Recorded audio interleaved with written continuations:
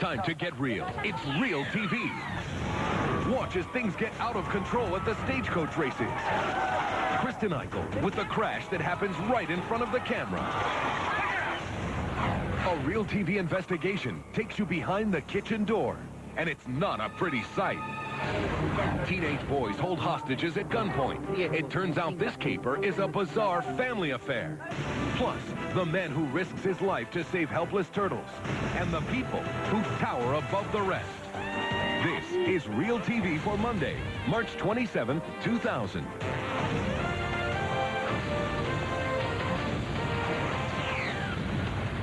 Hi, I'm Kristen Eichel. Welcome to the show. The cameraman thought it would be a boring assignment, the annual chuck wagon races. Boy, was he wrong. We're at the chuck wagon races at the California State Fair. These two drivers have been going head-to-head every night, barely keeping their horses under control as they fly around the ring. That's driver Norman Sinclair in the lead and Wade Salmond in the striped shirt on the inside. Wade's friend, Jim Battilana, is behind the camera. He's been here every night of this fair, taping the chuck wagon races. And to tell you the truth, he's getting a little tired of the routine.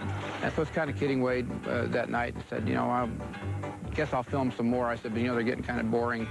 I said, let a nut fall off or a raindrop or something. And if Jim is hoping for something a little out of the ordinary, he's about to get his wish right in front of his camera. It looks pretty serious, but somehow no one, man, animal, or spectator, was hurt in this accident. Watch again as Wade turns towards the camera. His rear wheel catches in the deep dirt, sending the wagon in the air. Horses and drivers slam into the wall, but Wade ducks, missing the wagon by inches. Barely a second later, he's already on his feet trying to free the horses. Get back. Get back. Boom. Jim keeps the camera rolling the whole time, even as he helps calm the horses. Easy, buddy. Easy. We got one more strap. In a few minutes, everything is untangled and everyone walks away. Wade has a few bruises, and Jim has an unusual tape of a chuck wagon race. Everything he had asked for, and a lot more. Wasn't planned. Definitely wasn't planned, but it really, it was quite a sight. Certainly is quite a sight. Wade, the chuck wagon driver, is now fully recovered and plans to race again next year.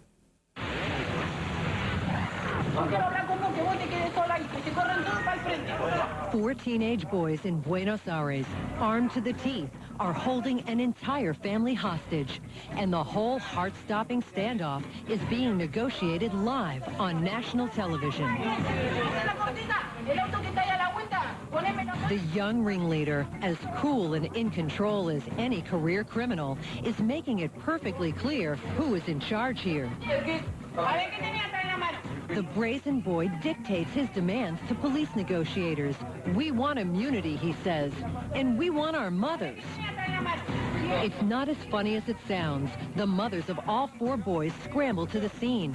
It seems they're working with police negotiators when suddenly they stun everyone by screaming, "Don't surrender." Cops will soon find out there's a method to the mother's madness. Despite their defiance, the women are allowed inside. Police hope they'll come to their senses and talk their sons out. The captive family members are weary. They've had heavy-duty firepower aimed right at their heads for 4 hours straight. No mataste a nadie. No hiciste nada. A police negotiator promises the young thugs if they come out, they won't be hurt and they won't be charged. This is where the inexperience of the gun-toting kids finally betrays them. They fall for the empty promise. Y terminamos este problema porque vamos a seguir y va a ser peor. One by one, the teenagers drop their weapons and come out. No tenemos para comer, por eso. They did it because we have nothing to eat, says one of the mothers. Police are starting to get a little suspicious of the mothers here. And sure enough, a close look at the videotape reveals the boys' moms are in on it. Dangling from one of the mother's wrists are several expensive watches.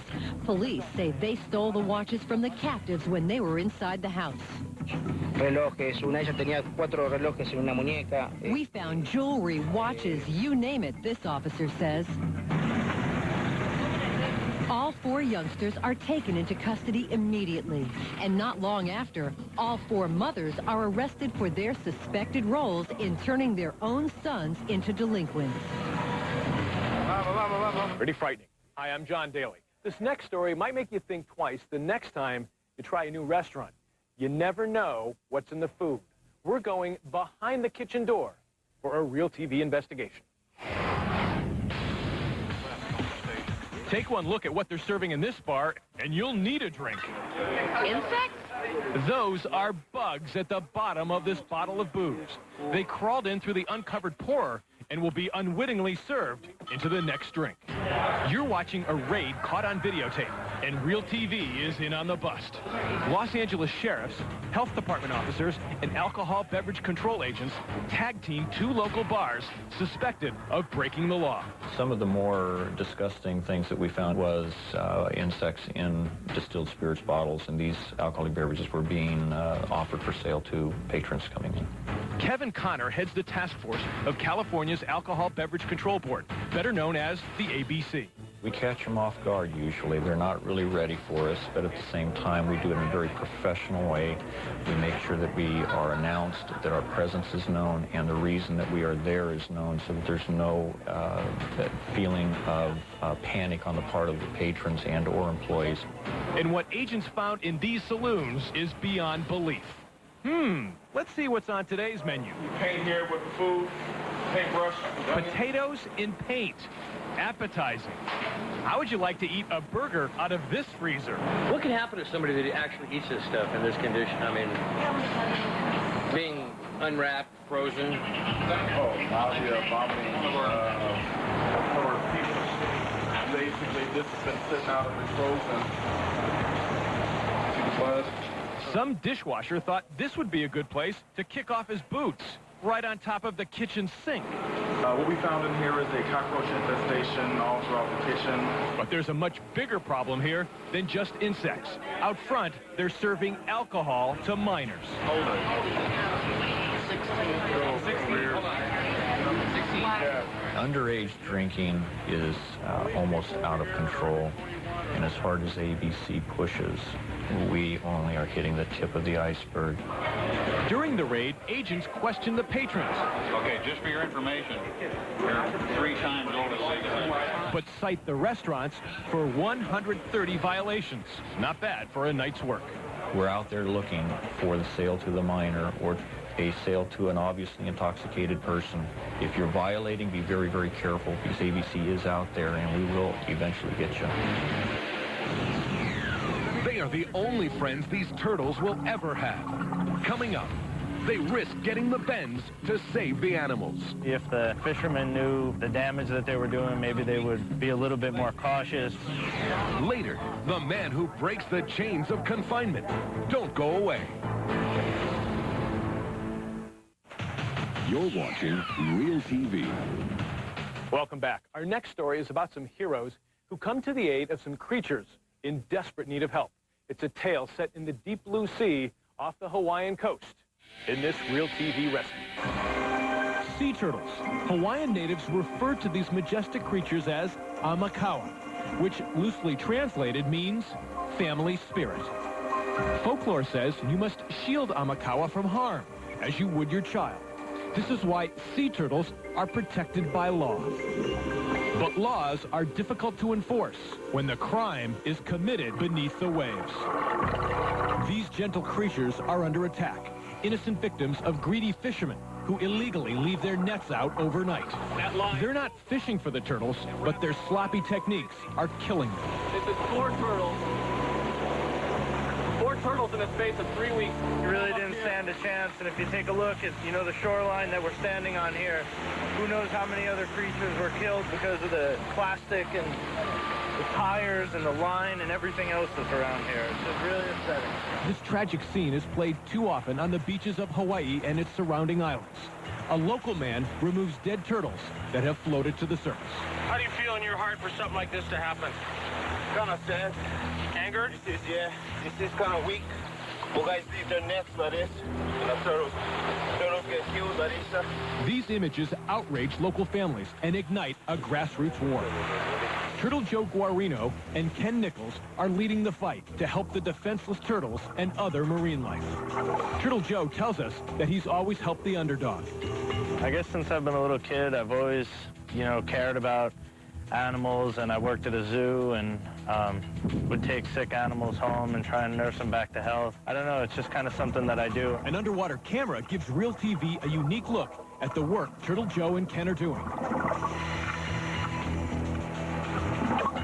In this sequence, the two friends work to save a turtle that has a hook through its neck and nylon fishing line wrapped around its fin. I knew right off the bat, just seeing him from a distance, that he was in trouble. I grabbed a hold of him and just went for a ride to the surface. It was a big turtle, and I couldn't hold on, and I didn't want to hold on because I might have injured him or something, so I let him go. I went back down to about 25, 30 feet. I brought him to the boat, and the students that were on the boat helped me bring him on. Once on board, Joe and Ken cut away the nylon line that has nearly severed the turtle's fin.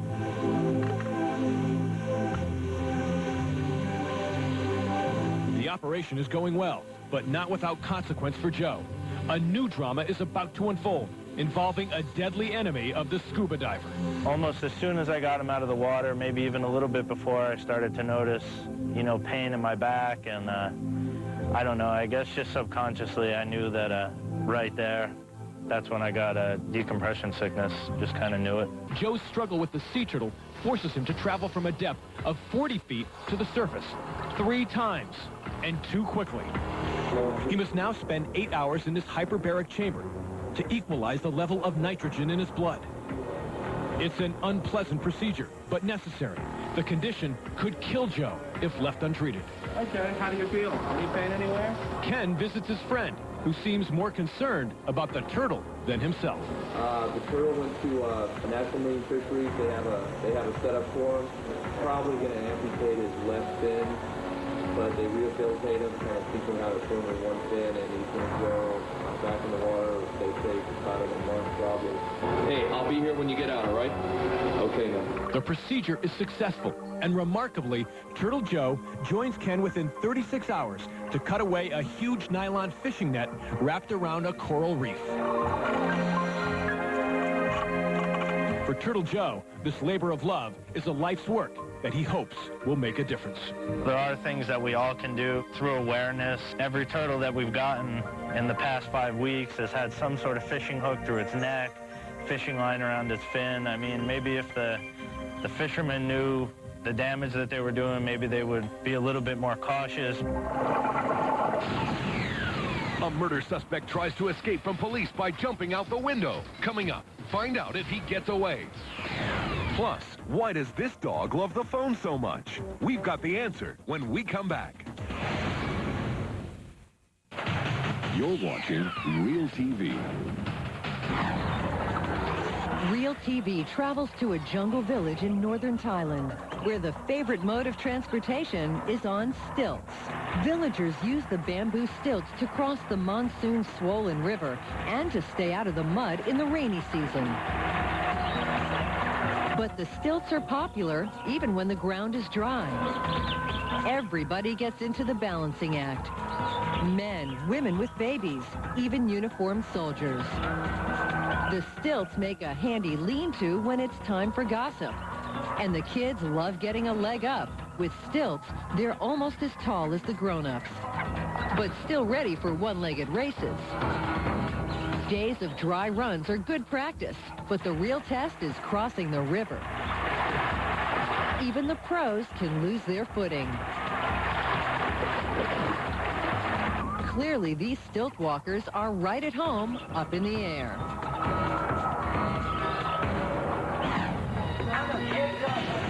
In Iran, a Realtv crew comes across this street performer.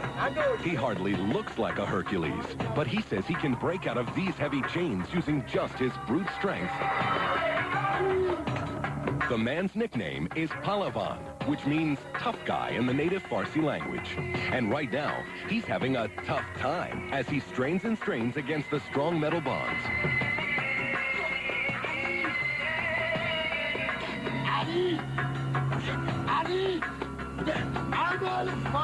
After a few minutes, some success. One section of the chain breaks. You can see it happen more clearly in slow motion. But Palavan knows his audience expects him to do more than just pop a few links. So after his assistant secures the chains even more tightly, Palavan takes a moment to pray to Allah for his success. Allah, he says, help me to break this. Please don't let me be embarrassed in front of all these people. Then, Palavan redoubles his efforts.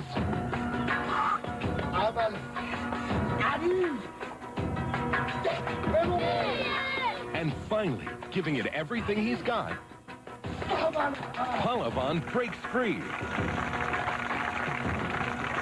And thanks to Realtv, his impressive feat of strength will be seen around the world. And in Moscow, a suspected killer is holed up in this apartment building, and he refuses to surrender. Russian police are convinced the young man stabbed a neighboring couple to death after fighting over drugs. The suspect has locked himself in several stories up, so the cops must get creative. Look closely, and you can see police using ropes to rappel down the building to get to the man's apartment. Then, moments later, we see them bust through the suspect's window. But as soon as one cop goes into the living room, the man dives out his bedroom. That's hard to see, so let's slow it down and highlight the suspect. The man survives his plunge, but that's the only good thing that will happen to him tonight. Not only did he break his hip, but now he'll have to face one of the sternest justice systems in the world. Tomorrow on Realtv, a bone-crushing crash at the motorcycle race. But you'll never believe what this racer does just after he's wiped out. I needed to finish third or better in that race in order to secure the championship. That's tomorrow. Still ahead today, the kid who got his belly button stuck in a pole. Well, there's a dog who's taken a liking to something in the house. And as a result, the people who call there might have to wait a few minutes before someone answers. The Salmon family in Boynton Beach, Florida, noticed their dog, Puget, was acting strangely. So they whipped out the camera to catch her bizarre behavior on tape. But according to Puget's veterinarian, her behavior was perfectly normal. She had experienced a false pregnancy. Her owner, Ruth Salmon, explains this unusual phenomenon. They actually psychologically feel that they're experiencing a pregnancy, but there aren't any babies there. Puget's false pregnancy caused her motherly instincts to kick in. But she had no puppies to call her own. So instead, she opted to care for the family's cell phones. Puget became very motherly, nesting, doing the mother nesting thing, and turning to feed all the objects she had found as her babies, being very motherly and cuddling them, licking them, actually nudging and turning the phones on. Puget's family was moved by her devotion to care, but said her 6-week-long fixation with the phones was bad for their home business. Ruth says they missed a lot of calls. If you have a tape you think we should see, give us a call toll-free at 1-888-REAL-TV1. Or on the web, you can find us at realtv1.com. And finally, just when we thought we'd seen it all, along comes a story we couldn't believe. And you're not going to believe it either. Rescuers in Wilmington, Delaware, cut up a street sign to help a 9-year-old boy who's stuck to it. unbelievable as it sounds, the boy got stuck trying to show his friends how easily his Audi belly button fit inside a hole in the pole.